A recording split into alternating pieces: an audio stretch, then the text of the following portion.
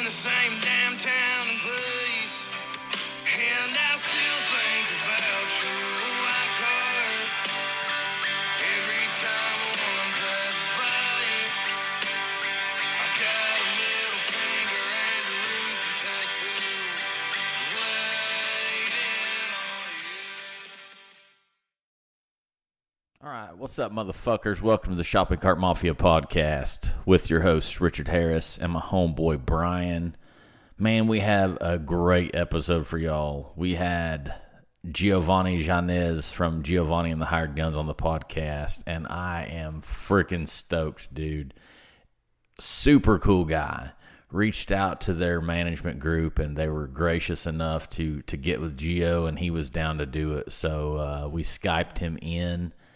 The dude's freaking cool as hell, man. He's just watering his grass. Like, that's what he took some time from watering his grass, smoking some grass, to come in and hang out with us, and it ended up being an absolute badass time. He opened up, man, about kind of a little bit about his childhood and how he grew up, where he's from.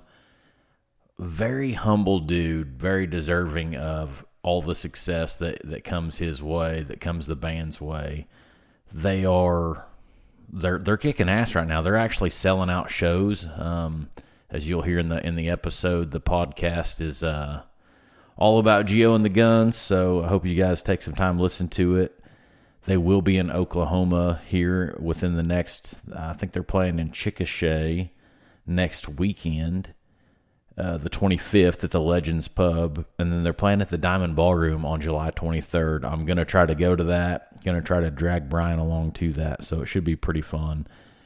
They did announce, Gio did announce some You Heard It First shit on the podcast, so listen up and check it out. Thank you, guys. Let's get into the episode. All right, guys, what's up? Welcome to the Shopping Cart Mafia podcast with your hosts, Richard and Brian. We got a special guest on the podcast. Super excited about it. We got Gio from Giovannie and the Hired Guns. What is up, brother? What's going on? What's up, man? I am just chilling. Just got done moving my sprinkler earlier, man. So, yeah. So just you're chilling. doing, Sitting down, chilling, man. So what you're telling me is you're doing real life everyday shit, right? You're moving your sprinkler, Yeah, you're watering man. your yard. Yeah, kind of when I get off the road, I kind of just like to de-stress, and so for some reason doing my or maintaining my lawn that's how man. I just like watching my lawn grow. I love watering that's a guy it, cutting thing, it. man. It's weird, dude. Like sometimes we're on the road, I'm just like, I can't wait to get home, Dude, and mow my lawn. No, that's awesome. I am Weird just that is, man. I'm just a single dude, and people make fun of me. I have like the worst yard in town, but it's like I can just go home, put the headphones in, work on my piece of shit yard, and I'm just happy. Hell yeah, man. Dude, I think that's what we do as guys. So Brian used to live across the street from me, man, and he'd be out mowing his yard with his shirt off, and I'd be like Snapchatting him, making fun of him to all my friends. And then I met him, and then he found out I was Snapchatting him. So yeah, good times. Hell yeah.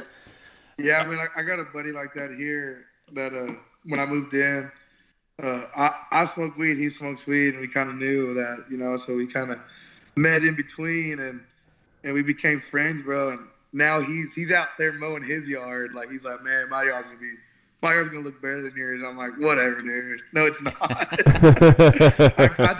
tend my shit real good, man. Dude, I don't fuck around. It's a competition, dude. You can't be out there letting somebody out there with New Balances fucking beat your yard, dude. Hell no, I got Crocs on. Hey, you got them in 2-wheel or 4-wheel drive? Crocs on, dude. Out here, look at these bad boys. Are you running in 2-wheel or 4-wheel drive, dude? That matters. So, Gio, let's get into it, man, if you're ready. Hey, so real quick, you've had some lineup changes to the band. Is that correct? What do you got? Yeah, man. he recently our lead player has been my lead player for forever, man. At least going on 5 years. He left. He had a he wanted to take a break from the road, man. You know, this road life isn't. I'm not saying it's not meant for him, but I'm just saying, you know, at this time, he feels like he needs to be off the road and spend it with his family, you know. So he's trying to do that, man, and just be home and be involved with things that he wants to be involved with at home. Because I know he has a lot of things that he talks about he wants to get done, but he has also, you know, we could travel a lot, man. So he got, you know. Yeah, it's some heavy shit, dude. It's some fucking heavy shit. It's not all just fucking glamorous as shit. Like I was telling y'all, like it's the littlest things that make me happy as fuck to come home and be able to mow my lawn, dude, and make my shit look good here at home while I'm home. Just waiting. All this house is a place for me to fucking wait to go on to the next show. I'm just waiting, and I'm constantly waiting. My shit's already packed. Like I'm ready to roll tomorrow. You know. Yeah, I understand, man. I think Yeah. think American Aquarium they wrote a song about that. Basically, you know, you got a 3-bedroom house that's nothing but a hotel to you guys. You know. Absolutely, man. 100%. So Gio, I gotta tell you, Is that BJ? Is that American Aquarium yeah, BJ Barr song that he sings? That right? Yeah, I can't remember the name of the song right off. I'm a big BJ Bond fan, man. Dude, he's awesome, man. Great singer. I almost hit him with my car a few years ago at the Hangover Ball in Tulsa at the Canes Ballroom, but I didn't. He was safe. Oh shit! Yeah, yeah. So, man, whenever we recorded Bad Habits, the album Bad Habits. I remember the one album I was listening to a lot was that Burn, Slick, or Die album. And at the time that we released it is when, at the time, you know, everybody was freaking out over American Aquarium, man. And they're just phenomenal, dude. They're great, man. I've been to many AA shows, dude. Yeah, they kind of blew up. So, it took them a while, you know. BJ's, hell, I think he's on band member 736 or something. He's definitely in the upper 20s. But hey, dude. So I gotta tell you, you guys. It's been a couple years back. You guys opened up for Co Wetzel at Heritage Hall in Ardmore. I had never heard of you guys, and I was a Co Wetzel fan, or actually a new Co Wetzel fan. I'm kind of old, brother. I'm 38, so I was a Co Wetzel fan. You guys were opening up. So you guys opened up. Cody West was there too. I know you and Cody seem to be good buddies. The cool thing was, so you guys were at Heritage Hall, and you roll out on stage. Your whole band rolls out on stage, and I'm watching you guys. And I got to tell you, Gio, I did not expect that voice to come out of you. I did not expect the rasp. It was amazing, dude. And I don't remember what you opened up with, but I know I remember downloading the album Bad Habits in Heritage Hall off of iTunes, and it wouldn't download because there was so much data usage going on or whatever. But so when we left there, the album downloaded. But the cool thing about that was, man, is my wife and I, when we left there, we were both downloading your album. And then you guys were out after you played. You guys were out at the merch booth, signing autographs, shaking hands. Man, that's what it's about. There was so many people there. You guys were shaking hands. You guys were just as excited to meet people. That was one of the coolest things, and I'll never forget that because there's bands that you go to that you're kind of unsure of. Dude, every fucking person in that crowd was singing Rooster Tattoo. You know, they're yelling it. They're flipping you guys back off, you know. It was fucking awesome. It was one of the coolest experiences. Right. I've only got to catch you guys one time. I know you guys are playing in Chickasha. We're from Northwest Oklahoma, so y'all are playing in Chickasha here in a few weeks or next week, and then you're playing at the Diamond Ballroom in July. So I'm making it to a show for sure. I think we have a date with American Aquarium. I think that's the Chickasha show. Maybe. Or maybe I'm lying. Maybe that was a dream. Dude, so looking at y'all's schedule, Gio, y'all are beating up the road this summer, dude. Y'all ain't fucking around. Fuck no, dude. I try to, man, that's what I mean. That, it's not all. I mean, if you want to get it, man, the hungriest dog is going to get the bone. You know what I mean? And I'm just trying to stay hungry, man. I'm not to where I want to be, man. I'm not comfortable. Yeah, man. I feel like there's always time for improvement and that sort of thing, man. And yeah, man. There's always room for improvement, man. And I feel like if I ever lose that mentality, it's gonna, I'm gonna drown. And I don't want to drown. I think if you're comfortable, you're content, you get complacent. I mean, I know that you guys are, man, it's the cool thing to me about Northwest Oklahoma is I have so many friends that listen to you guys. I tried to keep it under wraps that I was going to have you on the podcast tonight. I didn't want to get it out too much without verifying that I was going to get you. It's been, Jake was super gracious, man. You were super gracious with your time, and I cannot say thanks enough. But I texted a few of my buddies. It's like, bro, I got Gio coming on the podcast tonight. Like, the fuck you do? I was like, bro, I'm serious, but don't quote me on that. But anyway, man. No, I get it, dude. That's great. I'm glad y'all are fans, and I appreciate y'all, man, having me on this podcast. Thank y'all. I've only done a few of these, so yeah. No, it's much appreciated. I think Brian's got a couple of questions for you, Gio. I'll let him hit you with a few, man. Well, you just were talking about. Hey. Go ahead. Hey, brother, can you hear me good? Yes, sir. Who had some questions for me? So Brian has some questions for you, my buddy. Brian. Yep. I was just kind of. I was just kind of curious when you were talking about beating up the road, going out and getting yours while you could. How long did COVID shut you down for you? I know it's a kind of a generic question, but it's one of those things that, if you're rocking and rolling and getting after it and everything and trying to get yours, and then it just kicks your ass all of a sudden. I know, like our part of the country, it shut down, not as hard as a lot of other places for sure. And it sounds like you guys are getting it ramped back up. But did you guys have a lot of downtime, or were you able to find places where you could get in and kind of get some shows going in like some festival type situations or outdoor situations or something like that? Man, pretty much any situation. Sorry, I had to go outside, man, and turn off the water. It's cool. That's like the greatest thing ever, brother. You're good. If I heard you right, man, like what type of atmosphere do I like? Is that right? No, he asked you. You're kind of breaking, Brian. It's kind of hard to hear. Your mic's not very clear. I can't hear you very well.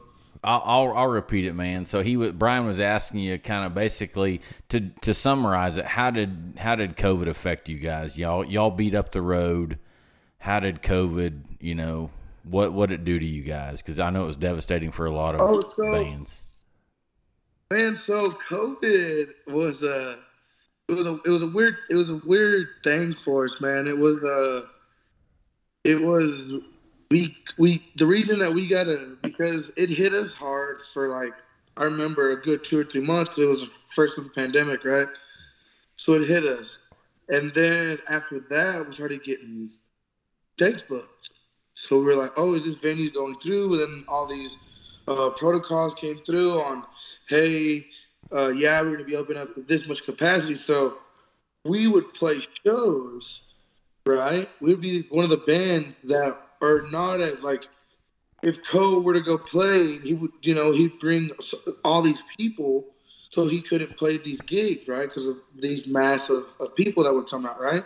That's why Cole or Parker or Cody West or Randy Rogers, all these guys, they didn't play they didn't play gigs because they would bring all these people. So we were at that weird point of we're right on the edge of something. I feel like something big's about to happen, man. Like I would tell my management that, and I would tell my booking agent that, and I was just like, I just feel like this weird energy that something big's gonna happen. And every time I have this feeling, something does. And I was, so while COVID was going on, we would sell out the 50% capacity venues, right? Or the 25% capacity venues, right? We would sell them out. Right. So it looked good on a rap sheet. So then everybody was like, oh, shit, Gio and them were selling out shows. So then we started getting this talk about it. And then we started talking about it. And we're the only band playing on during fucking COVID. So everybody's like, oh, what the fuck? Who is this? Blah, blah, blah. So now we go back now and play those venues. And now we sell them out at, the full capacity. That's fucking, that's legit, dude. Yeah, that's badass. So it was COVID, man, was, I mean, fuck COVID, but at the same time, for us, it was weird. It was a weird way. Like, I mean, fuck COVID. I'm just saying, it was a weird time, man. It was a weird time. Like you said, it's weird and everything, but it's cool to hear a story of it helping somebody out. Giving them not a better chance, but just helping them get out there. Right. Yeah, man. Yeah, it's definitely cool for once to hear that COVID did something good. Is that not fucked up? Gio, I think, dude, I think you're selling yourself short, though. I think, and it's my opinion, but I don't, let's say you're selling out a 25 or 50% show, and rumor gets out that you're selling these shows out, but man, what about the idea that your music just is getting that much traction that you know what I'm saying? Yeah, man, I know, man. That to me is mind blowing. Reason being is because, man, it's insane. It's surreal to me, and it's still surreal to me to wrap my head around how. This is how I make my living. This is how I do the things that I get to do here at home, man. Like, and I mean, you saying that, like, about my music, man, like, it's crazy, man, because, I remember, dude, being that drunk guy at shows. I was that drunk kid at shows that was crying at American Aquarium show or a Phil Hamilton show or whatever it was. I was that drunk guy in the front row crying. I was hammering off whiskey because I was sad, And then I was just like, I was still playing. At this time, I was playing shows, I say that, and I was just playing these local little ass bars. So I had time to go out and see bands, and watch bands, man. And for knowing or even thinking about that, that's how some people are at our shows. Because I've seen it. I've seen some drunk motherfuckers at our shows. We bring some drunk motherfuckers to our shows. Oh, yeah. But they're there for a reason. But some of them they like to have fun, obviously. Same I do. I like drinking, whatever, just as much as the next guy. But some people are there because our music helps them cope with something that happened in their life. And that's the thing that fucks me up. Is that it changed people's lives, man. This one time, and I'll never forget it. We were playing at Blaine's Pub in San Angelo, Texas. Shout out Cody. And we're out there, man, and we were playing, And they have the stage is this little stage, and then the door's right here, and then the bouncer's right there. So there's this guy in the front row. He was drunk off his ass, and like the way it is he can stand on like this bar top, and it's real badass, right? So there's this bar top in front of us, and there's just this drunk guy, super drunk, hammered. He was crying, dude. Like he was singing these songs like they were hitting him, And I was like, okay. And the bouncer looked at me and he's like, dude, you want me to throw him out? And I was like, no, don't throw that motherfucker out. No, hell no, don't throw him out. I was like, hell no. I was like, don't throw him out. So after the show, we get done and we walk off the stage. We get back on stage, we do our thing, we get back off, and you immediately make a left and you walk out the door. So I'm outside, and this guy that's drunk off his ass comes outside, and his girlfriend is with him. So his girlfriend's with him, and this guy's talking to me. And he comes up, and we just start talking. He's like, man, I love to say it was great, whatever. He was like, man, I just want to say thank you so much. Dude, I'm not crying. I don't know. He was like, thank you so much. This guy went overseas to Iraq. He did like 2 or 3 tours. He went over there. He came back. He said that the PTSD would fuck with him. He said he would listen to our songs, dude. He was like, thank you for saving my fucking life. That fucking shit right there is why the fuck I do this, bro. Dude, I don't know. That's why. I don't know. That's why the fuck. Absolutely. Absolutely. I don't know what more as an artist, you could want. That's one of the things, too, that I've always loved about, I consider you guys a mix between rock, Americana, some red dirt. But one of the things I love about what you guys do, Gio, is your music, there's no song.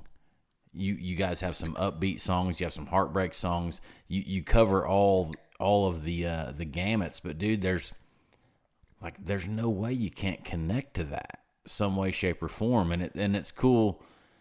That's the best thing about music, period, dude. I mean, you're an artist, but you have music that you love. You know how that speaks to your soul. So that's kick-ass, Gio. Awesome story, dude. That's why you do it. Yeah, dude.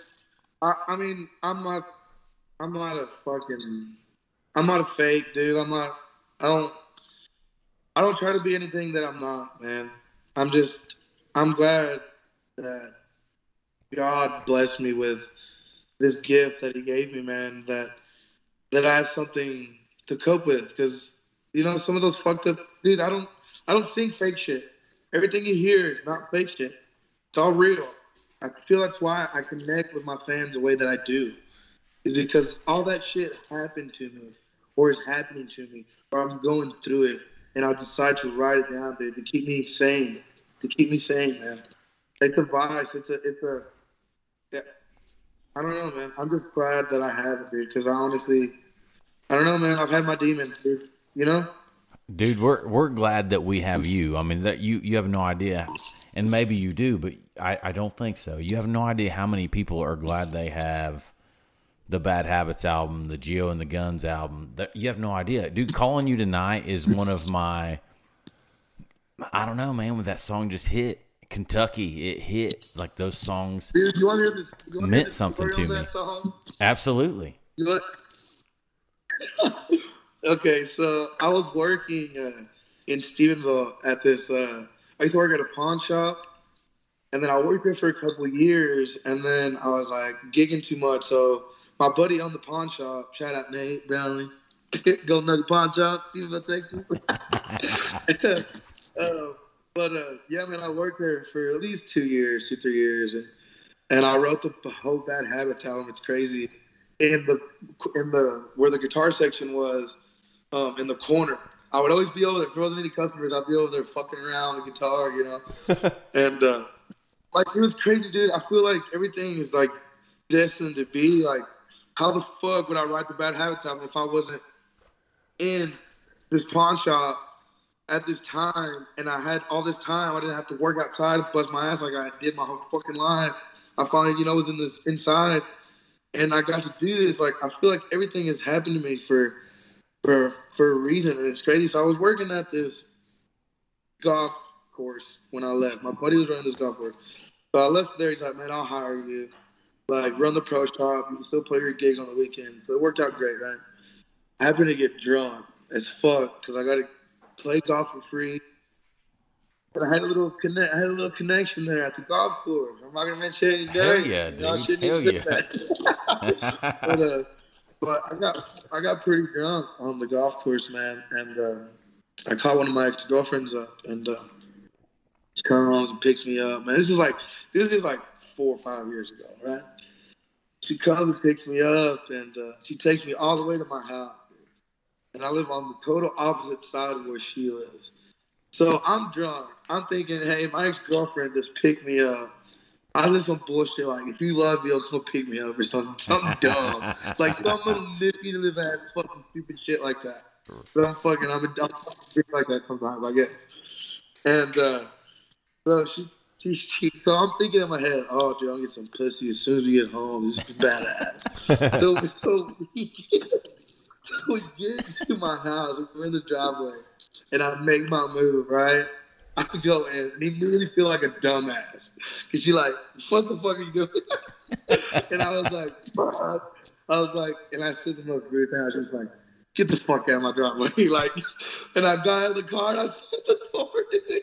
Like, I didn't say thank you or nothing, dude. Like, I was just like, and then I went inside and yeah, man, I wrote that song. I wrote Calling It Night because I felt like a fucking idiot for calling her. And I was just like, and I haven't, and it's just like, it's a story about this girl that obviously moved on, doesn't fucking want me anymore, but I'm still like, I'm still holding on to maybe the chance of you. Hey, dude, shoot or shoot, man. Shoot or shoot. Dude, the cool thing is the way you start that song. You're like, "Hello there, how are you?" That's that 2 a.m. you up text. Yeah. Hell yeah. See, bro. Dude, 100%. So, let's talk a little bit about what you did before your music. Brian, hit him with a question. Well, no, I was kind of gonna go another way when we were talking about this. You were talking about seeing the people, responding to you, the people that you would see in the crowd responding to your music and stuff like that. What did you kind of listen to as you were growing up and stuff? What grabbed you? What really made you feel? I won't call it emotional, but it is as emotional as those other people that you see out in the crowd that react to you when they see you on stage. Man, so I grew up in a town called Mineral Wells, Texas. Okay. And at the time, I grew up on the southwest side on the 14th block at the 1203 address. I'll never forget it. My best friend, like their parents was, they would give us a trap house, at the time. And looking at that now, you realize those things. And before I even started playing music, man, I grew up in a household where my parents worked, jobs that would obviously keep us afloat, man. And I spent a lot of time riding bikes, man. I never wanted to be home unless it was to play video games. I love video games. I'm a big video game nerd. I play video games all the fucking time if I'm not watering my lawn or something. And yeah, man. So I would always be out and about, man. Getting into trouble, dude. I know if I would have stayed in Mineral Wells, I would have probably gone to prison, sold dope, done something stupid, man. That's all, No. And I didn't. And we left. My dad, it was crazy, man. I'm telling you, my life, it's insane, man, how things get, I feel like it's placed there, dude. Like, and then my dad got this, when I was 12, my dad got a job in the oil field. He started being a water hauler. It was water hauling, right? Right. It was water hauling. So he started making a little money, right? My mom was working at Jack in the Box. And I remember she had like the 8-year thing or 5-year thing on her like ribbon that she had. And she worked there at Jack in the Box for that long. Like, and my dad was this water hauler. And I'm for Phillips Water. I'll never forget it, dude. And I would go with him sometimes. And he went from that to a pump truck driver, right? And then he went from a pump truck driver to a swivel operator to a tool pusher, man. Then he went from a tool pusher and he's a company man now for Pioneer Oilfield Services. So my dad has been a huge inspiration onto me because we were in the fucking ghetto, dude. We live in the ghetto, dude. Like, and to see my dad do that, and then he learned shit to make him want to go get this license, and then he learned some other shit because he was bored and wanted to go learn some other shit. So he looked over there, and then he went up to this spot, and now he's at the spot he's at, to where my mom, they have a place out in La Pan. They have a beautiful place. My mom doesn't work. She takes care of the cows and the chickens and the goats and everything out there. Bro, and so I think seeing all that really they earned it. The inspiration to want to get all this, to be hungry, because I always see my dad hungry, dude. I never once, dude, we made him fuck. I mean, like it was rough growing up, dude. It was rough, like me and my dad growing up didn't have the greatest relationship, but he didn't want me to be a fuck up. So we had that going on between us, our whole lives. And dude, here, like at least 2 years to like a year and a half ago, bro, like me and my dad cried together because he was just happy that he's seen what I'm doing now, and that it wasn't all just some bullshit ass fucking, I'm just gonna go do this. Like, no, it was, oh shit, he did it. He did it. He's paying his bills. He's paying his payroll. He has his overhead under control. Yes, he did it. And it's like, it was an amazing moment for the both of us, man. And me and my dad now have the greatest relationship ever.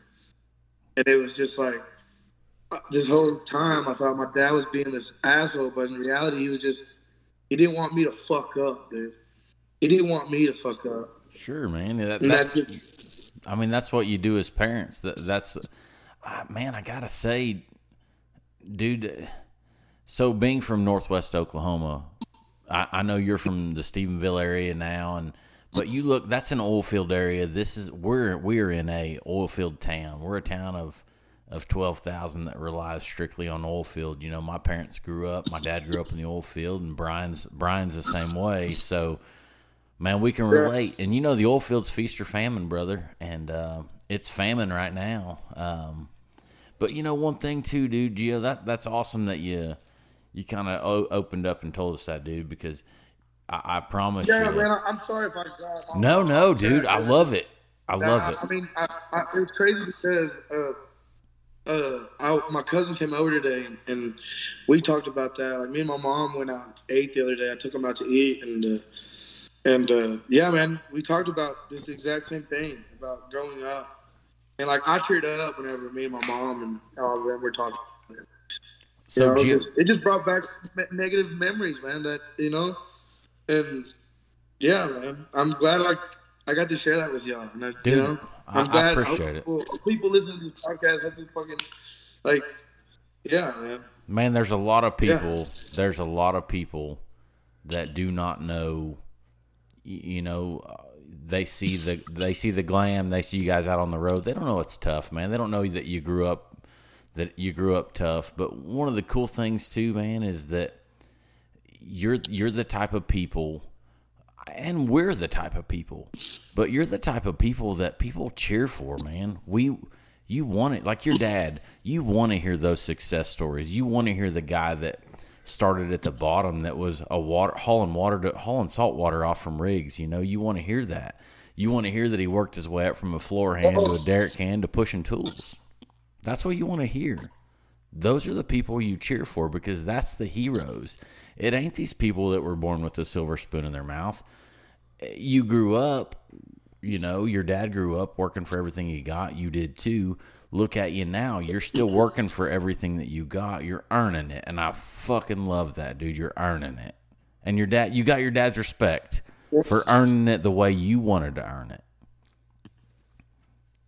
Hell yeah, man. I love it, man. Yeah. I love it. Hell yeah. So Gio, hey, we got a few more things, man. We don't want to take up much of your time. I know you're a busy dude. I got to. Y'all was fine, man. Okay, well, man, I was late to this call, dude. So I apologize. No, dude, you're great. Y'all. You're golden. I got to ask you. Let me ask you this: Alex Trejo, your bassist. So Yeah. that is a big son of a bitch. That is a big ass dude. So when y'all played at Heritage Hall, I'm looking at this dude like, is he the bouncer or is he the bassist? And dude, like that's not a guy you would want. Dude, he's a fucking unit, dude. He's a unit. He's a unit, man. He's a unit, bro. Trejo is the unit. Well, and it's funny just seeing him up there jamming. Funny because our manager Griff, he was sending me jokes, but replacing Trejo like Chuck Norris jokes. He was like, Trejo's not really doing a push-up. He's just pushing the earth down. I was like, fucking shut up, dude. Like, dude, but he's the softest guy ever. He's the greatest to be around. When he's drunk, he is the most lovable guy ever. He just wants to love on you, but he loves on you aggressively. But he, like, you know what I mean? Like, he just wants to hug you, but he's just, like, overpowering. So he's just, like, doesn't know when to get, you know, like, I love it. Like, I love Trejo, dude. Like, I would fucking die for that motherfucker. Like, dude, I love him, bro. He seems cool as hell. And what I loved about you guys live is, so y'all live, let's be clear here. You guys have some slower songs. You got some slower songs. You got some faster songs. But that's one of the cool things about you guys live is, let's say you're playing Stay, but when it comes to, y'all are beating the hell out of your equipment, dude.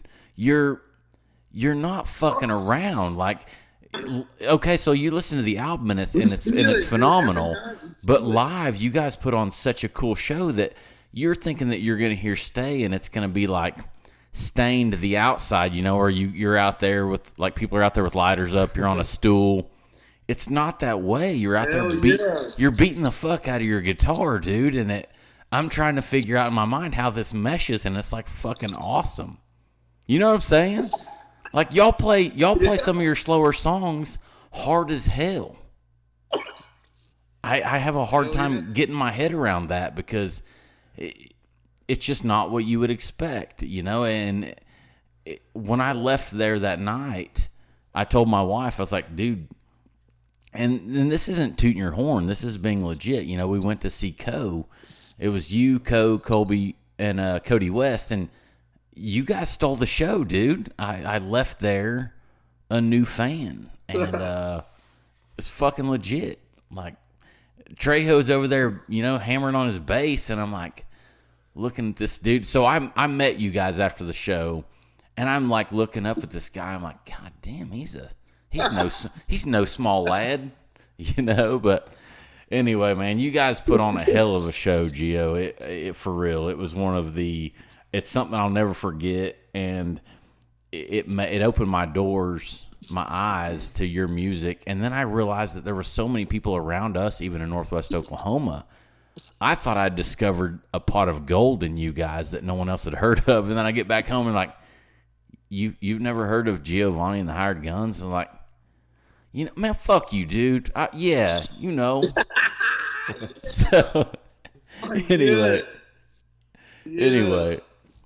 Hey, that's right, dude. That's what, man. People always ask me, and now here recently, like whenever we move, like whenever I say like we, like I mean my band, and everybody's like, "Why do y'all always wear black?" Well, man, I don't know if y'all heard "The Man in Black" by Johnny Cash. Dude. Absolutely. But I mean, there's a part of the talks. He wears the black for the man and for the unity. Or somewhere in there it says something like that. And black is just that neutral color of, it's just black. Look, I'm wearing black right now. I love black. Oh, I love black. But you're decked out, brother. So, You know what I mean? for those of y'all that can't see, Gio is wearing a black shirt.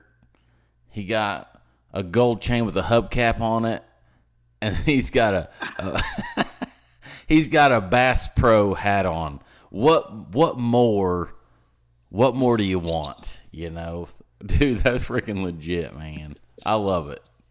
I love it.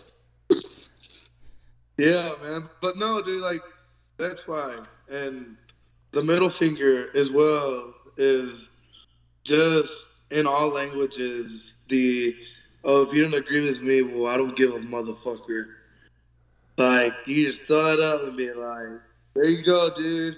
That's all I have to say to you. It's universal. Like, you know, that's funny when you were singing Rooster Tattoo. When you're singing that, I was the first time I'd ever heard it. So when you're singing that and you got 500, 600 people in the crowd, hell, probably more than that, throwing their middle fingers back up at you guys, I'm like, man, that's offensive as fuck.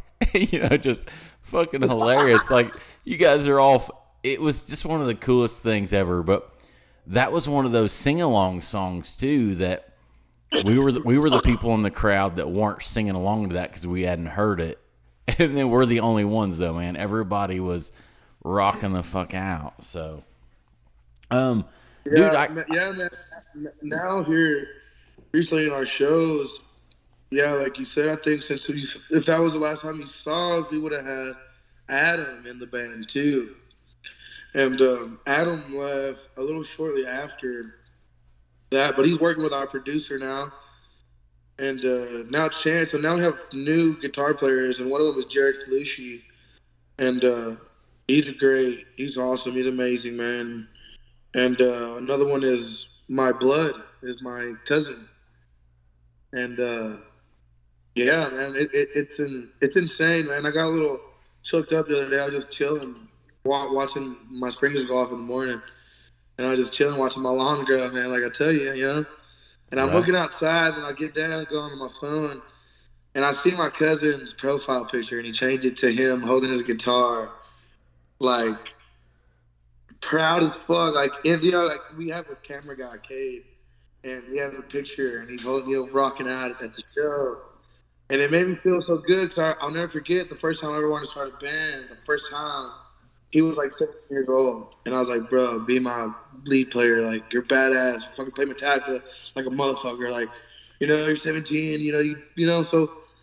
And he was like, let me think about it. And then he got a girl pregnant.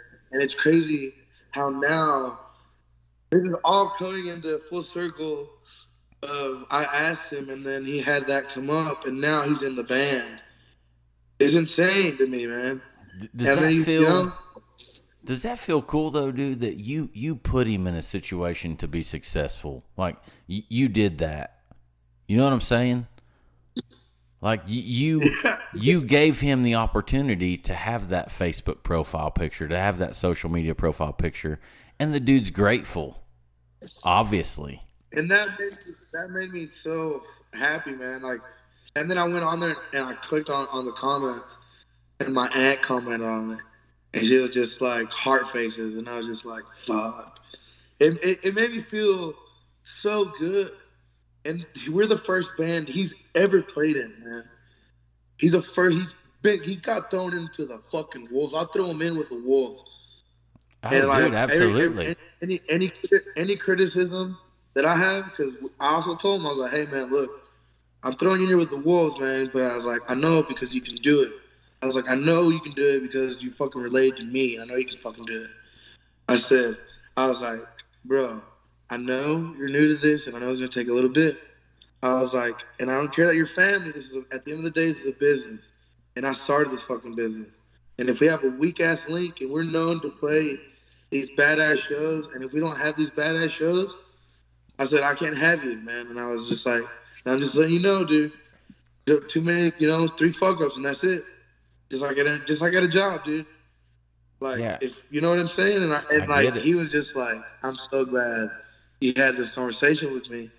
Because, I mean, he's had successful-ass jobs, man, that he's ran companies before. And, like, he's wanted to do this. And I just had to let him know, yo, dude, don't fuck with my shit. I'm letting you, you know, like. Well, and you I guys want you are. to be a part because you're my family, dude.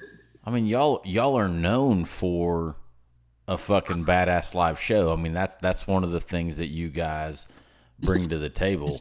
If someone hasn't heard your music, if it's their first time coming to your live show, I can promise you that they're not going to leave unimpressed. I mean, you guys, that's what y'all do, man. You guys hammer the road. You put on badass live shows. You're earning fans that way. So, Gio, let me ask you, man, what's your touring bucket list? Who do you want to tour with? Who do you want to bang up the road with?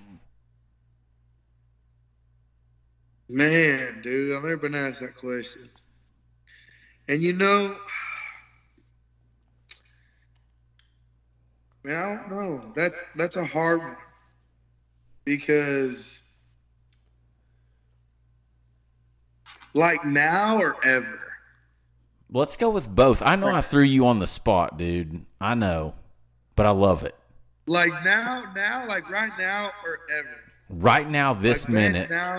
Right now, this minute. Right now. Who would you like to do a show with? Maybe not tour. Who would you like to do a show with? Man, I don't know, dude. It'd be kind of cool, and I feel like we would vibe pretty good with Post Malone's crowd. I feel like Post Malone's crowd would fucking dig us. Oh, I dude. know they would dig us. No doubt. The cool thing about Post Malone is he would dig y'all. He probably does. Hey, speaking of Post Malone, did you watch during the COVID shit? Did you watch him cover that whole Nirvana for like 2 hours? No, I didn't. Brother, you have to go to YouTube and just type in Post Malone Nirvana. Post Malone does a hour and a half session of Nirvana covers. I was so fucking blown away, and I'm not a Post Malone fan. I wasn't. Let me back up on that. I wasn't. I am now. One of the most insane things. Kind of hard. That's Cobain's vocals are kind of nasty, dude. I know, dude. And for real, he did such an seriously, Gio. Do it.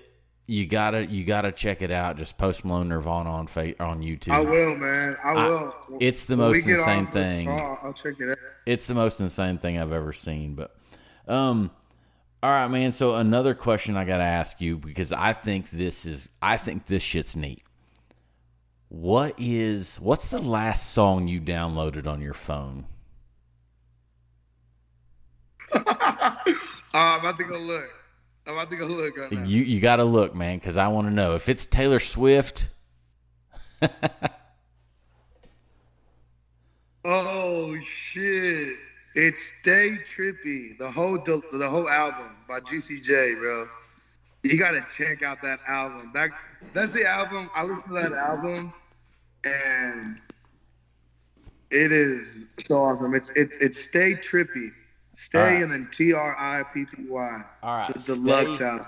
Stay Trippy by Juicy J. Listen to it from 1 to whatever, how many songs on there, and tell me there's not every single one's not a banger. Brother, I'm gonna listen to it because you said I'm listening to Juicy J. Stay Trippy. So that's the last album you downloaded. That's the last song you downloaded. Okay, so I can see how. Excuse me. So I feel like you don't listen to much rap music. I do. I do listen to rap. I'm down to listen to that. That's the cool thing about this, brother, is I did not expect that. I don't think that your fans are going to expect that, and they're going to love it, though. That's what's cool, man, is that... Man, I listen... like, that music and that album is kind of like motivation, because, I mean, I don't know, the things that they say in it, like, they just talk about... I don't know, man. Maybe just I don't know. I don't know what it is about these songs, but it just talks about like getting money and staying like focused on your grind and not like staying off of that mindset. Like they're just like they're just saying the whole time, like, I think they're just lying in the first song is like, he's like, I'm living like grown folks or something like that, and you're still living at your grown folks. Like, hey, I'm living like I'm grown, and you're fucking macking on me, but you're still living at your parents' house. Right. Like yeah. shit like that. Like you know what I mean? Like, Yeah, like, for like, sure. Like shit like that, dude. And it just talks about smoking weed and hanging out, drinking, and I like smoking weed and hanging out and drinking. So yeah, man. Hey, sign me up, dude. That album just goes hard. But that's, if you want my honestly, that is the last album that I downloaded. Dude, I love it because I couldn't say what I expected, but that's why I hit you with that question, man. You expect? Man, I honestly, I didn't know. Like, I didn't, here's one of the things, man. I'm a big Red Dirt Americana. I'm a big rock fan. I love some rap. I'm a fucking old school Juvenile fan, and always will be. But I didn't know, man. I didn't know what you would hit me with. Yeah. So, hey, so Gio, when are we gonna hear some new? When are we gonna be able to purchase some new Giovannie and the Hired Guns music? What's coming up? I'm gonna be honest. I'm gonna debut it on this podcast. Fuck it. You ready? I'm listening, brother. I fucking love it. July 23rd, we are releasing a song called Ramon Ayala on July 23rd of this year. So not very far, man. Not very far at all. It's funny because I feel like I've been on. Holding my phone for the past few hours on meetings. I was on a Zoom meeting with a director that we're having coming out, and he did this song that was just. He did this video for the song called "The Devil" by Steven Wilson Jr. And that video is so sick, and it was just like, it's weird because he said he was spazzing out. Like, his idea was like, people usually slow down, like slow motion. He's like, he wanted to spaz out the whole time and then slow it down. So he was spazzing out the whole time because in the video, it like plays normal and he's spazzing out, and then it goes back and he's kind of like delaying a little bit. And it's crazy and it's awesome looking. And I was talking to him and he was interested in the song. He said, it was funny because I put him on the spot. I was just like, man, what would you describe our genre as? And then he was just froze. He was like, oh man. He was just like, it gives me this, he said he listened to a bunch of early 2001 like rock, and he was like, man, it reminds me of that era of rock. He's like, but it has this stylish vibe with this rock. And it's like, man, I don't know where to put it. He's like, I don't know. He's like, I don't know, man. He's like, that's a good question. He's like, it's your own thing. And that right there is the greatest compliment that anybody could say. Because I don't want to sound like this motherfucker or that motherfucker. When people listen to us, I want people to say, oh, hey, that's Giovannie and the Hired Guns. Whenever people fucking listen to AC/DC, people are like, oh, hey, that's fucking AC/DC. People listen to Stevie Ray Vaughan. Oh, hey, that's fucking Stevie Ray Vaughan. Automatically. When you listen to us, I automatically want to know, as soon as you hear that fucking guitar, oh shit, that's Giovannie and the Hired Gun. That's all I'm aiming for, dude. I think there's no doubt. I think there's no doubt. It's one of those things with you guys where, and vocally, I think you guys are, and I don't want you to take this the wrong way, but you guys are going to be recognized more vocally right off the bat with the rasp that you bring to the table. I don't know, man. Seriously, there's no denying when your vocals pop up that's Gio and the Guns, and no knock to your band because the band's fucking phenomenal. Hell yeah, y'all are a team. I'm blessed y'all are to a have team. the band that I have.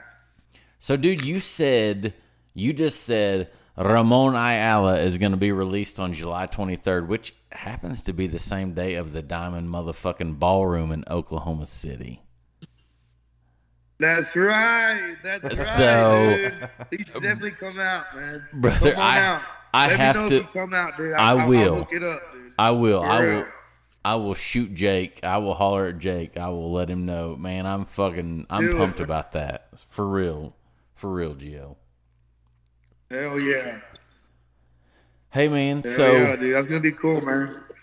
And yeah, dude. So we're gonna do this music video for it, and I'm not gonna say where I'm gonna shoot the music video at because we're gonna do some pretty some pretty naughty things, man. Like, not saying it's gonna, like, I don't know, man. It's just, yeah, just not gonna make the skull look bad. But the theme of the thing is me back when I was in high school, and I'm just rolling through the hallways, and Man, I hired one of my friends. She's super cool. She's kind enough to come. She's an OnlyFans girl, and she's gonna come and play the teacher for the video, man. And we're gonna get some sororities and fraternities from Tarleton State University and to come and sit in the classroom, and we're just gonna have fun with it and see what it is. And yeah, dude, I can't wait for the music video. Like, this is our first music video, so it has to go fucking hard. And if I don't like it, I'm gonna be like, fuck no, dude, we're not releasing that. Like, it's our first music video, like legit fucking lights, camera, action. This director's coming out. He's done it for a lot of these people, and it's just like, oh shit. And it's gonna be like a music video that I'm acting in more than I'm lip syncing in. Like, I'm gonna be going in the hallways, and the song's gonna be playing, obviously, and it's just gonna. I can't wait, dude. It's gonna be funny. Like, dude, that's gonna be awesome. Like, titties are about to be shown, and like basketballs are thrown at you or something. Like stupid shit like that. Like, you know, like. But yeah, man. Gio, I love it, dude. I'm super excited for that. I got to tell you, man, I did not know how this podcast was going to go. I had a bunch of notes, dude, and I bet I've touched a third of my notes and that's what I love about this podcast in general, that we never get to everything that we wanted to talk about, which is badass. That's how it should be, man, because you talked and it wasn't awkward. It was badass. Brian and I want to be extras in your video, though. We want to, because if you got sorority girls there and a chick on OnlyFans, come be the coaches, man. Y'all come be the basketball or baseball coach or track coach or something, man. That'd be funny. Dude, it's Brian. I'm an old, gray-headed, white-haired old man. I'll like come down there and be like the principal of the school or some like old ass fucker. I don't care. I'll be the janitor. I don't care. I'd do it, brother. All over it. You'll be the Joe Dirt janitor. Yeah, I'd be the Joe Dirt janitor. Joe Dirt janitor. Hell yeah. Tell dude. us when and where, and Richie will book the plane tickets. We're all over that shit, brother. Yeah, all right, Gio. What was it? He said, "Hey, you tell us where we're at, and we'll be there." Hell yeah, dude! You bet I will, man. Gio, hey man, we're wrapping this puppy up, dude. Hey, I have to tell you, thank you so much for your time, dude. I'm serious. It's been a pleasure. I know you're a busy man. You got grass to water. You got a yard to maintain. You got a fucking rock band to run. Seriously, brother, appreciate you, man. Appreciate your time. Man, yeah, thank y'all so much for having me, man. I really appreciate the opportunity, and yeah, man, thank y'all so much for talking to me, dude, and for listening, dude. Sorry if I talk too much, dude. No. If I'm smoking a little grass, I'll fucking get to talking, dude. Like, I'll talk your ear off. Hey, I got one last. Whatever, dude. We'll just talk about it. Like, I have one last question. One last question. So the name of our podcast is called the Shopping Cart Mafia. I gotta know, dude. Do you put your shopping cart up at Walmart? I do, bro. I do. Fuck yeah. I do, or HEB. We have HEB here here. Yeah, in right, Texas, right, bro. right. It's like Walmart. And dude, I went to the grocery store Monday, bro, and I'm walking back, and I was like, it felt great. It feels good. And I even pushed them where they lock in good. You know what I mean? I did a little jerk where you hit it with your hip and you grab the sidecar. You know what I mean? Like, Yeah, absolutely, man. Yeah, dude. Make sure that bitch is in there yeah. tight. All right, Gio. Hey, brother, we appreciate you so much, man. Hope you have a fucking badass evening and a good weekend, dude. Thank y'all so much, man. Likewise to y'all. All right, brother. Be good. Y'all too. Peace. All right, guys. Thank you for listening to the Shopping Cart Mafia podcast. We're going to roll out with a little Gio and the Guns, Rooster Tattoo, the same song we opened with. And if you guys haven't checked out Giovannie and the Hired Guns, man, you can check them out anywhere you get your music. Go download some shit from Gio and the Guns.